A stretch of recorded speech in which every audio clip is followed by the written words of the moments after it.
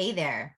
So you want to know how to talk to your partner about inviting them into a consult with me. So here's another angle I would offer you. Come from your commitment. What are you committed to? Why do you want your partner to show up on this call with you, with me? What's at stake? What's important? When you can come from your commitment versus the problem, it's way more enrolling. It's way more positive.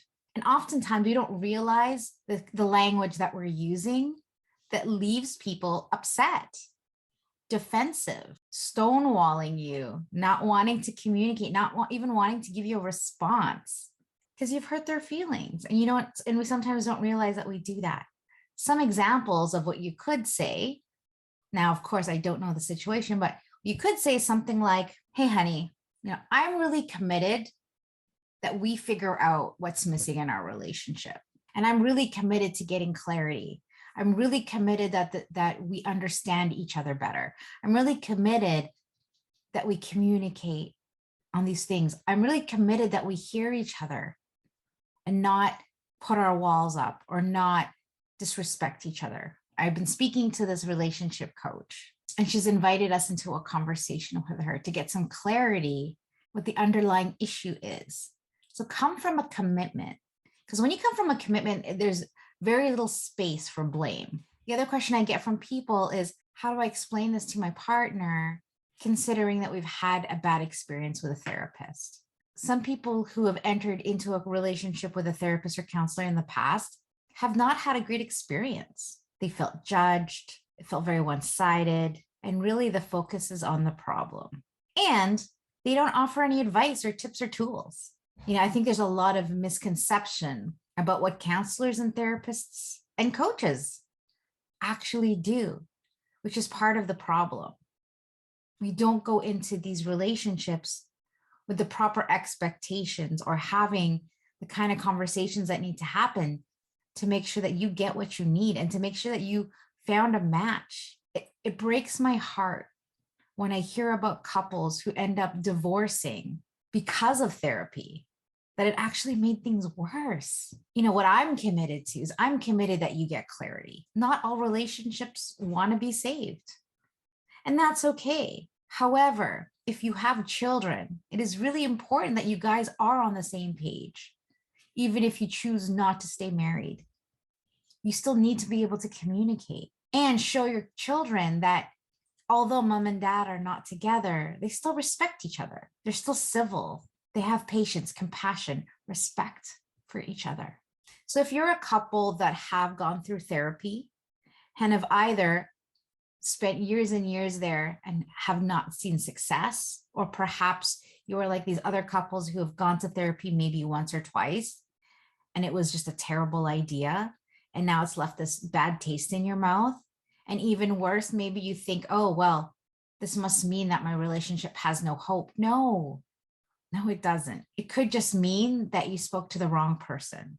So if the two of you have seen a couples counselor in the past and have not had a great experience, allow me just to take a couple minutes to share with you what their jobs are and how it's different from what I do. So counselors and therapists are health providers. They help with mental disorders, emotional disorders, trauma, depression, schizophrenia, PTSD, things that require therapy. But relationships are a little bit different. Oftentimes, couples don't need a couples therapist or counselor. What they need is a coach. And how you know and what you know is the difference is there deep-seated emotions based on a previous experience, usually in childhood, that is impacting your relationship? Or are there deep-seated emotions in your relationship that need to come out, that really need the space to just be said, be heard? Therapists, counselors, excellent for that. If you want to be asked, how do you feel, and really go there, perfect. However, many of you, what you actually need and want is tools, skills, someone to be accountable to, someone to help you create goals, learn new ways to communicate through practice. Some of you are just looking for help in finding what it is that you truly want and gaining clarity around that. That is what a coach does. We challenge you around your beliefs. We help to disrupt, interrupt the habits and behaviors that has you stuck in your relationship.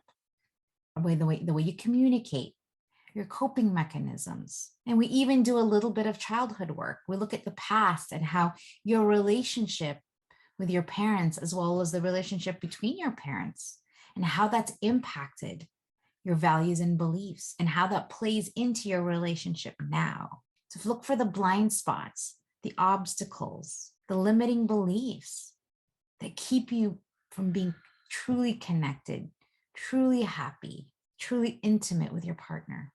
So I hope this helps and gives you confidence in speaking with your partner.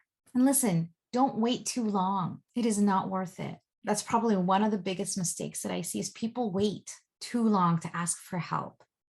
They think it's magically going to get better if they just avoid it, if they just sweep it under the rug. And I tell you, don't do that. Oftentimes people say to me, I'll just wait until things get better. Don't do that. And I get it. You're scared. You're afraid of the backlash. You're afraid of them to say no. You've probably just had a really big argument or blowout. And the last thing you want to do is even talk to them. But consider that's the perfect time to talk to them. Because when things get better, you're not going to want to throw that wrench in there. You're going to just want to stay happy as long as you can. So now is the perfect time when you're feeling the pain, when you know this isn't working. Now is the time to take action. Don't be like these other people that keep doing the same thing over and over again, expecting a different result.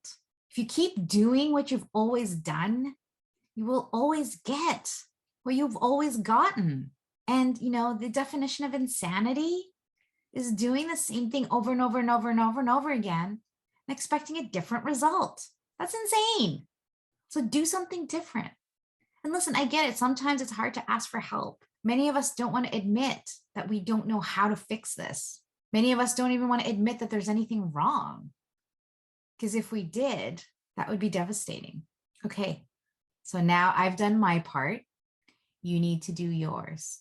Go and talk to your partner. Start with your commitment. Leave the emotions at the door. And just be really straight and honest. No more eggshell walking. No more avoiding. I promise you, as much as this part is really uncomfortable, you just need to get on the other side of this. We just need to get your partner on a call. And I promise you, I will take care of you from there. But what you don't want to do is wait. Don't be like these people that come to me after their partner has already filed divorce papers. It's too late. I can't help you. So you need to help yourself.